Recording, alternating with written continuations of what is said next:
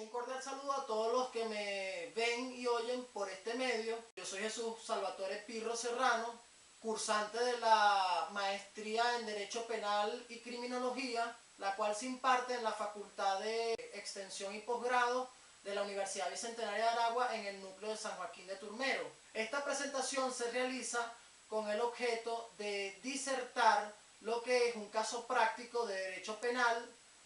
y responder ciertas interrogantes, dudas, preguntas que surgen de ese supuesto de hecho, las cuales se responderán utilizando las leyes respectivas, como lo son el Código Orgánico Procesal Penal y el Código Penal de Venezuela. Dicho esto, se procede a lo que es la explicación y mención del supuesto de hecho. El hecho punible que se disertará en este ciclo expositivo será el siguiente. El día 21 de noviembre del año 2016, siendo las 10:30 horas de la noche, funcionarios adscritos al destacamento 54 de Maracaibo en el estado Zulia, encontrándose en la sede del referido organismo, escucharon varias detonaciones similares a las producidas por un arma de fuego provenientes de la oficina de la comandante de dicho destacamento. Estas detonaciones eran similares a las producidas por un arma de fuego. De manera inmediata, los funcionarios militares, Juan, Ramón y Pedro, con la seguridad que amerita el caso, se apersonaron en dicha oficina y observaron dentro de la misma el cuerpo sin vida de una persona de sexo femenino, en posición de cúbito ventral, presentando múltiples heridas producidas presumiblemente por el paso de proyectiles disparados por un arma de fuego. De igual manera, en dicha oficina se encontraba la teniente coronel María Antonieta Rodríguez, comandante de dicho destacamento, quien tenía su arma de reglamento sobre el escritorio, y aparte también la acompañaban la capitana Rosario Pérez, la también capitana Jacqueline Anzolar y los ciudadanos de sexo masculino Francisco Lineal, Gustavo Martínez, quienes de manera desesperada manifiestan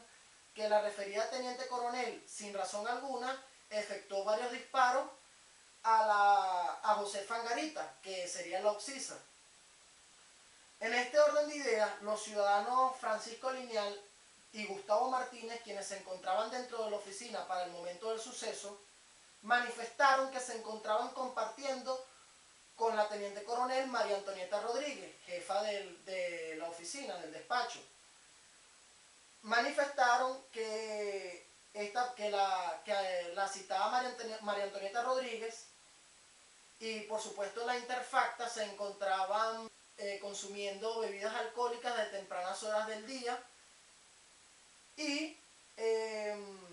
asimismo manifestaron, haciendo énfasis, que efectivamente la teniente coronel María Antonieta Rodríguez, jefa de esa oficina, sin razón alguna había efectuado 5 disparos en contra de la humanidad de la ciudadana José Fangarita, quien hoy en día es Oxisa. La ciudadana Angarita también se encontraba en dicha oficina del destacamento y, en vista de lo referido por los testigos del hecho, los funcionarios Juan, Ramón y Pedro proceden a realizar la aprehensión en flagrancia de la ciudadana teniente coronel María Antonieta Rodríguez, quien posteriormente sería imputada por la comisión de los delitos expuestos en el supuesto de hecho que acaba de ser leído. Ahora bien, respecto al supuesto de hecho que acaba de ser explicado o expuesto, se desprenden o emergen varias dudas, las cuales deben ser contestadas y esclarecidas de la siguiente manera. De conformidad con el artículo 236 del Código Orgánico Procesal Penal venezolano, las siguientes interrogantes deben ser contestadas por una parte bajo la condición de fiscal del Ministerio Público, por otra como juez en funciones de control y finalmente como defensa privada en conexión con el premencionado supuesto de hecho. Es importante mencionar y recalcar que a mi persona le tocó ser en la resolución de este caso, fiscal del Ministerio Público. La primera interrogante que surge es la precalificación jurídica del caso. Dicha precalificación jurídica debe ser la siguiente. El delito ante el cual se está es el homicidio intencional, tipificado en el artículo 405 del Código Penal venezolano. Este delito también se conoce en el marco doctrinario o doctrinal como el homicidio genérico. Con respecto al procedimiento a seguir ante este caso, el Ministerio Público solicita el procedimiento ordinario, debido a que hasta el momento, en la exposición previa que se realizó del supuesto de hecho, es evidente que no existen suficientes elementos de convicción para establecer las responsabilidades de dicho caso, y por ende es de suma necesidad la práctica de diversas diligencias investigativas, tales como las entrevistas, las experticias, la reconstrucción de la escena del delito, entre otras. Presente dentro de la oficina en el momento en el cual ocurrió el homicidio de José Fangarita. Estas deben ser solicitadas por el fiscal del Ministerio Público al juez de control, y por supuesto deben de ser la primera medida que debe de solicitarse por parte del Ministerio Público es la medida preventiva de privación de libertad en contra de la ciudadana María Antonieta Rodríguez. Dicha medida se encuentra en el artículo 236 del Código Orgánico Procesal Penal venezolano, por tratarse de un delito flagrante que además conlleva a una pena privativa de libertad de una cuantía bastante considerable, y además existen fundados elementos de convicción para señalar a la imputada como la máxima sospechosa de haber cometido el hecho punible, ya que su arma de reglamento, que por cierto es la única a la que se hace referencia en toda la exposición del supuesto de hecho, se encontraba sobre el escritorio de su oficina, y los testimonios de dos ciudadanos, los de sexo masculino que se encontraban en dicha oficina para el momento de la perpetración del delito, la señalan a ella de manera enfática como la autora del mencionado homicidio de José Fangarita. Otra de las razones por la cual el fiscal del Ministerio Público debe estar de acuerdo con la medida privativa de libertad es porque existe una presunción razonable de peligro de fuga. Ya se dijo anteriormente, por la cuantía de la pena, por la gravedad del delito como tal, a los demás ciudadanos que se encontraban presentes en la oficina del destacamento para el momento del homicidio intencional de José Fangarita, o en contra de José Fangarita, estos ciudadanos son Francisco Lineal, Gustavo Martínez, Rosario Pérez y Jacqueline Anzolar. El fiscal del Ministerio Público debe estar de acuerdo con la medida privativa de libertad en contra de ellos también. Bueno, en caso de que esa sea la medida. Esto debido a que, según lo expuesto en el caso, en este momento todavía no es posible determinar ni individualizar a los presentes en la oficina,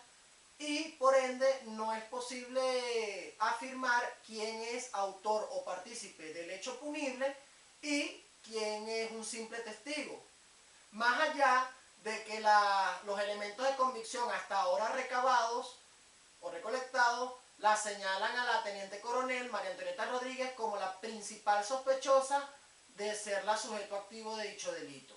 Aún no se han realizado el conjunto de experticias necesarias para establecer la individualización de los sujetos, y estos en concreto serían la prueba de dactiloscopia,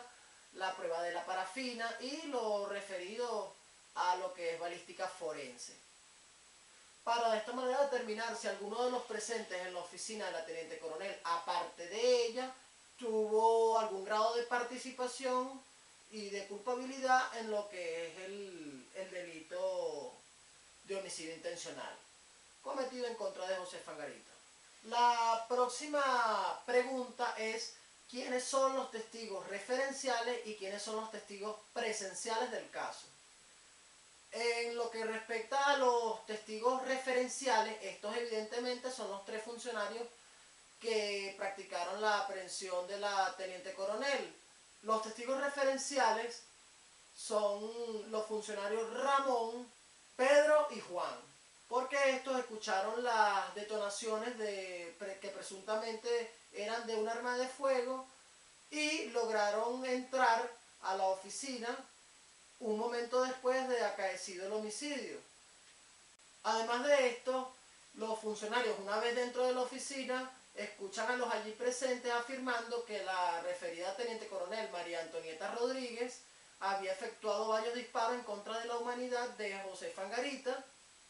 y por todo esto son los llamados testigos referenciales. Ahora bien, en lo que son los testigos presenciales, realmente esto no es posible determinarlo aún, ya que no se han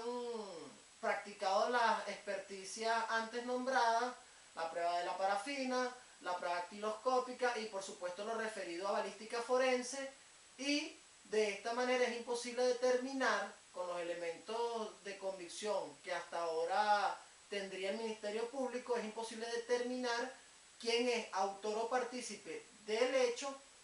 y en su efecto quién o quiénes serían los testigos presenciales del homicidio intencional. La quinta interrogante es: ¿quién es el autor o partícipe del hecho punible? Como es evidente, el hecho de que no existan aún elementos probatorios de peso para determinar quién es partícipe o autor del delito hace que sea imposible establecer esta aseveración o afirmar que la teniente coronel María Antonieta Rodríguez en efecto es la sujeto activo del homicidio. Solo luego de practicar el conjunto de experticias respectivas por parte del Ministerio Público, solamente luego de practicar el conjunto de experticias pertinentes, tales como la mencionada prueba de la parafina, la prueba dactiloscópica y lo referido a balística forense, solo luego de eso será posible determinar de manera segura quién es autor y partícipe del hecho punible en cuestión. Con respecto a los fundados elementos de convicción, que sería la sexta interrogante, se debe decir que los elementos de convicción que señalan a la teniente coronel María Antonieta Rodríguez como principal sospechosa de haber cometido el homicidio intencional ante el cual se está, son el hecho de que la única arma de fuego a la que se hace referencia en el supuesto de hecho planteado pertenecía a ella, pues era su arma de reglamento, además de que dicha arma se encontraba en el escritorio de su oficina para el momento de acaecido el homicidio de José Fangarita. También se tiene conocimiento de las afirmaciones de los supuestos testigos que se encontraban junto a José Fangarita en su oficina, los cuales afirmaron enfáticamente que la referida teniente coronel había efectuado varios disparos en contra de la humanidad de la hoy occisa José Fangarita. Es un testimonio. Sería entonces otro elemento de convicción, que no es suficiente para establecer la definitiva culpabilidad de María Antonieta Rodríguez. Los ciudadanos Francisco Lineal y Gustavo Martínez, que fueron presuntos testigos presenciales del hecho, afirmaron además que la teniente coronel y la occisa José Fangarita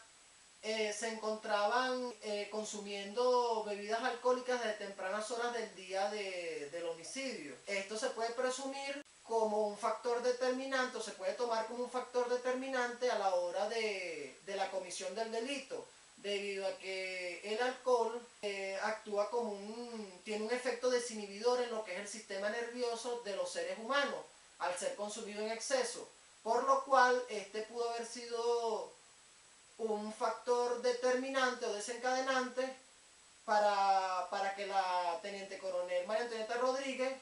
se decidiera finalmente a cometer el homicidio de José Fangarita. En lo referido a la séptima interrogante, que es las diligencias de investigación que se deben practicar, la primera sería una inspección. Esta prueba se tipifica en el artículo 186 del Código Orgánico Procesal Penal venezolano, en virtud de que, como lo expone el mismo legislador en el referido artículo, esta es la prueba que se debe realizar para comprobar los rastros, el estado de las cosas, en virtud de que, como lo expone el legislador en el referido artículo, con la práctica de esta prueba se comprobarán el estado de los lugares y los rastros que se puedan encontrar en el lugar de un hecho punible, en donde se ha cometido un hecho punible. En virtud de que, como lo expone el legislador en el referido artículo, con esto se podrán comprobar los rastros y efectos materiales que se puedan hallar en la oficina de la teniente coronel, que es el lugar donde se cometió el homicidio. La segunda prueba sería la declaración testimonial. Dicha diligencia probatoria sería de gran importancia debido al número de personas que se hallaban presentes en el lugar del homicidio en el momento en el cual fue cometido. Ya sería evidentemente importantísimo tener la versión de cada una de esas personas acerca de la comisión del hecho punible, y esta prueba se encuentra tipificada en el artículo 208 del Código Orgánico Procesal Penal. Por último, y sería esta la prueba más importante, la experticia. Pues el Ministerio Público debe ordenar la práctica de dicha prueba o de dichas pruebas para de esta manera determinar realmente qué personas de las que estaban presentes en el momento del homicidio tiene en su vestimenta y en sus manos rastros de pólvora. El Ministerio Público debe ordenar la práctica de experticia, pues como bien lo explana y lo explica el legislador en el artículo 223 del Código Procesal Penal, esta es la prueba que se practica a un objeto para su examen. Concretamente, esta experticia debe practicarse sobre el arma de fuego de la teniente coronel, y estas serían más específicamente, bueno, las mencionadas experticias de la prueba de la parafina, la prueba dactiloscópica. En el caso de la parafina sería en el arma de fuego, sobre el arma de fuego y sobre los individuos que se hallaban presentes. Y en el caso de la dactiloscopia sería también sobre los individuos para tener el análisis de sus huellas, de sus respectivas huellas dactilares, y luego sobre el arma de fuego en cuestión, ya que de coincidir algunas de las huellas de los individuos con las que se presumen están presentes en el arma de fuego, esto sería un elemento de convicción suficiente para establecer la culpabilidad e individualización del caso. La siguiente interrogante es: ¿qué diligencias corresponde ordenar al Ministerio Público sin ser necesaria la autorización judicial, la autorización del juez? Al Ministerio Público le corresponde ordenar algunas pruebas técnicas o de campo. Estas serían realmente experticias, dicho de otra manera. La mencionada parafina o prueba de la parafina, que es el procedimiento practicado para detectar la presencia de cualquier rastro de pólvora en la mano de la persona que haya disparado el arma de fuego a la cual se hace alusión en el supuesto de hecho. La siguiente prueba sería la dactiloscópica, que es la prueba técnica que se realiza para recuperar, estudiar y clasificar las huellas e impresiones dactilares que se puedan hallar en un arma de fuego. La siguiente sería la inspección, que, como ya se dijo, se encuentra tipificada en el artículo 186 EIUSEN, mediante la cual se comprueba el estado de los lugares, de las cosas, los rastros y efectos materiales que existan y sean de utilidad para la investigación del hecho y o la individualización. Por supuesto, también se deben practicar. El Ministerio Público tiene la potestad de ordenar sin previa autorización judicial todas aquellas pruebas que se comprenden dentro de todas aquellas pruebas que sean necesarias y que se comprueben, o que, por supuesto, el Ministerio Público también tiene la potestad de realizar sin previa autorización judicial todas aquellas pruebas referentes o que se encuentran encuadradas dentro de lo que es la disciplina de balística forense. En este mismo orden de ideas surge la siguiente pregunta, que es: ¿qué efecto produce que el Ministerio Público practique una diligencia investigativa o lleve a cabo una diligencia investigativa y no observando que la misma requiere de manera obligatoria la autorización judicial, es decir, la autorización del juez? Para tener la respuesta correcta de esta última pregunta, primero se debe analizar lo que es el marco legal. En este caso, nuestro Código Orgánico Procesal Penal, en su artículo 174, establece que todo acto realizado con inobservancia de lo establecido en el Código Orgánico Procesal Penal no podrá ser apreciado para fundar una decisión judicial. Es decir, si el Ministerio Público lleva a cabo una diligencia investigativa sin autorización del juez de control, siendo dicha autorización necesaria, el elemento probatorio que resulte de dicha práctica no podrá valorarse para la toma de una decisión por parte del juez. Pues, como se establece en el artículo 181 e-iusdem, los elementos de convicción solo tendrán valor probatorio si han sido obtenidos por un medio lícito, es decir, ajustado a derecho. Y yendo aún más allá en lo que es el análisis del marco legal y jurídico procesal penal venezolano, se estaría omitiendo la figura del presupuesto de la apreciación, el cual establece que para que las pruebas puedan ser apreciadas por el tribunal, su práctica debe ser efectuada con estricto apego a lo dispuesto en el COP. Estas últimas aseveraciones se tipifican en lo que es el artículo 183 del Código Orgánico Procesal Penal de Venezuela. La siguiente interrogante a disertar es: en caso de no compartir la medida de privación preventiva de libertad o las medidas cautelares, ¿bajo qué premisa normativa y argumentos válidos apelaría del auto, situándose por una parte como fiscal del Ministerio Público y por otra como defensor privado? Es evidente que desde la posición de fiscal del Ministerio Público comparto la decisión que otorga medida judicial de privación preventiva de libertad. Ahora bien, en el caso de ser defensor privado, apelaría del auto argumentando que según el principio de presunción de inocencia, que está en el artículo 8 del Código Orgánico Procesal Penal, cualquiera a quien se le impute la comisión de un hecho punible tiene derecho a que se le presuma inocente y a que se le trate como tal, en tanto no se establezca su definitiva culpabilidad. Otra de las diligencias investigativas que sin duda alguna debe realizar el Ministerio Público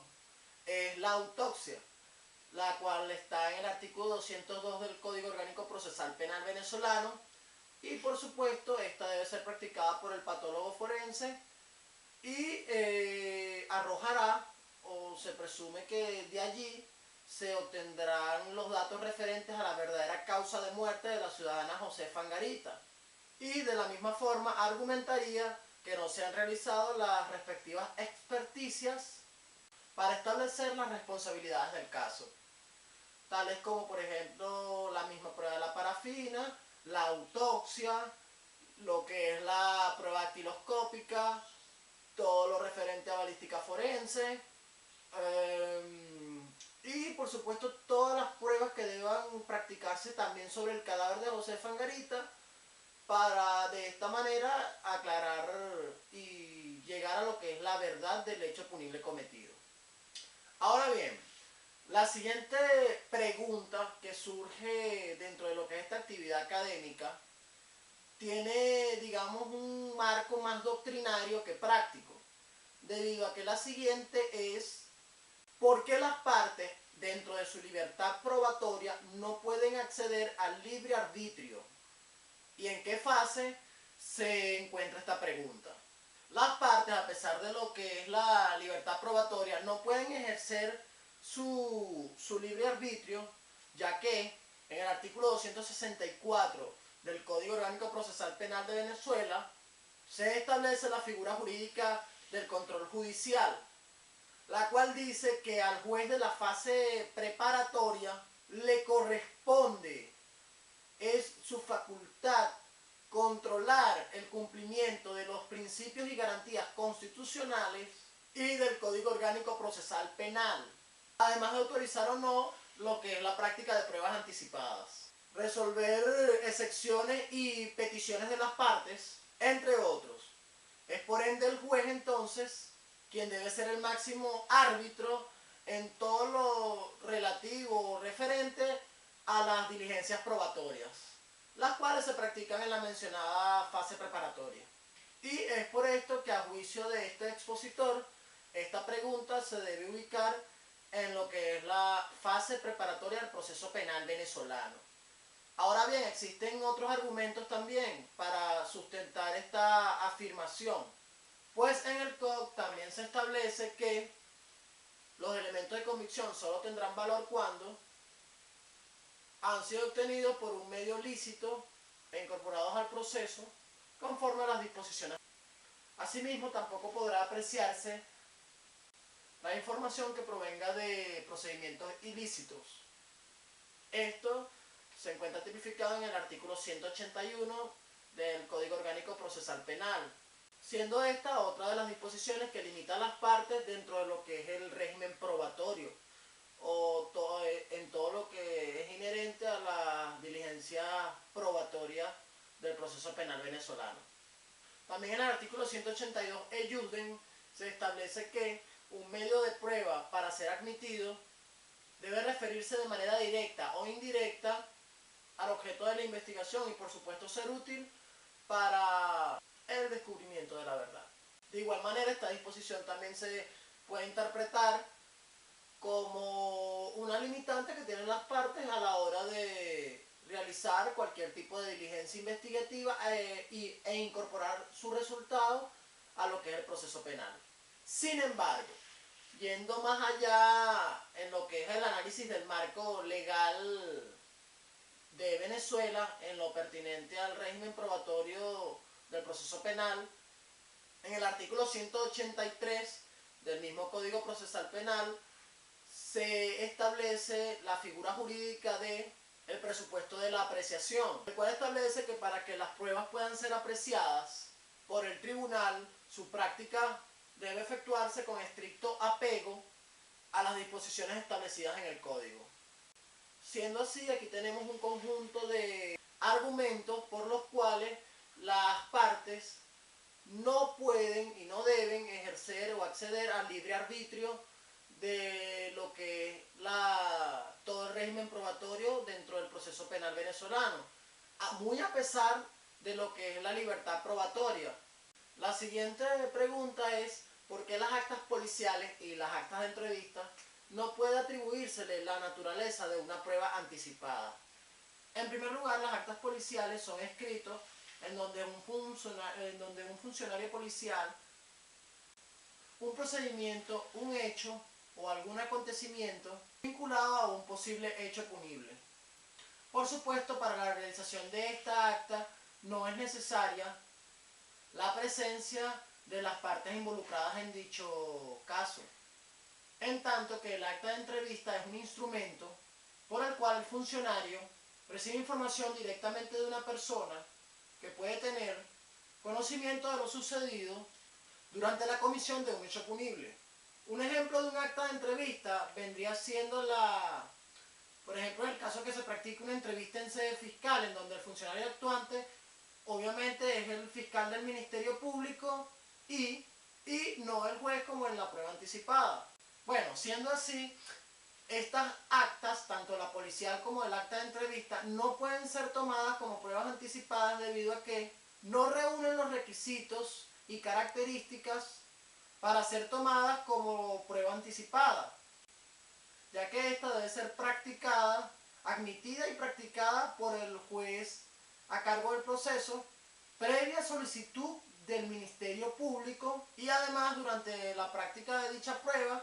deben estar presentes todas las partes, deben ser citadas. Ahora bien, en lo que es la pregunta número 13, que es ¿por qué las actas policiales no son autónomas y carecen de valor probatorio en sí mismas? Ahora bien, en lo que respecta a la pregunta número 13, que es ¿por qué las actas policiales no son autónomas y carecen de valor en sí mismas? Bueno, las actas policiales no son autónomas porque necesitan de la ratificación del funcionario que las suscribió durante la fase de juicio o en el debate oral, para de esta manera determinar si tienen o no un valor probatorio, es decir, si su contenido es veraz o no, si se concatena con la verdad o de lo contrario no se van a tomar en cuenta para tomar decisiones judiciales. Dicho de otra manera, tanto las actas policiales, dicho de otra manera, las actas policiales son pruebas documentales porque son documentos y no son autónomas porque para que el juez pueda tener convicción acerca de su contenido, el mismo debe ser debatido en juicio. Bueno, habiendo resuelto esa pregunta, la siguiente es si el juez o jueza en la motivación del auto fundado puede realizar una mera opinión o íntima convicción formada al margen de las pruebas practicadas y las evidencias recolectadas en el sitio del suceso. El juez no puede hacer este tipo de opinión, ya que en la motivación de la sentencia o en los autos fundados, él debe basarse siempre en las pruebas practicadas y las evidencias recolectadas en el sitio del suceso para fundamentar su decisión final. Además, en el artículo 22 del Código Orgánico Procesal Penal se encuentra tipificado el principio de libre apreciación de las pruebas. En lo que es la penúltima interrogante de este ejercicio académico, la cual es la siguiente: ¿por qué está vedado al juez prescindir de las reglas de la lógica, la sana crítica y el criterio racional cuando desempeña su función? ¿Y qué principio se transgrede? El juez no debe prescindir ni no observar las reglas de la lógica, el criterio racional y la sana crítica en el ejercicio de sus funciones, en virtud de que se transgrede el principio de la libre apreciación de las pruebas, el cual está en el artículo 22 del Código Orgánico Procesal Penal de Venezuela. Dicho artículo se titula Apreciación de las pruebas y bueno, este sería el principio que se transgrede si el juez llegara a inobservar las reglas de la sana crítica, el criterio racional y la lógica en lo que es el ejercicio de sus funciones. En lo que es la última pregunta, ¿por qué el juez no puede valorar las pruebas confiando exclusivamente en su conciencia personal? Bueno, la valoración de la prueba es una función del juez y este, por supuesto, no debe observar u omitir la lógica, los conocimientos científicos y las máximas de experiencia durante el proceso, pues esto va en contra del principio de la libre apreciación de las pruebas que está en el artículo 22 del Código Orgánico Procesal Penal. Bueno, esto ha sido toda la disertación de este caso práctico, apoyándonos, por supuesto, en el marco legal, Código Penal, Código Orgánico Procesal Penal venezolanos. Y en este orden de ideas no queda más que agradecer, espero sea de su total interés la disertación que se ha llevado a cabo. Gracias.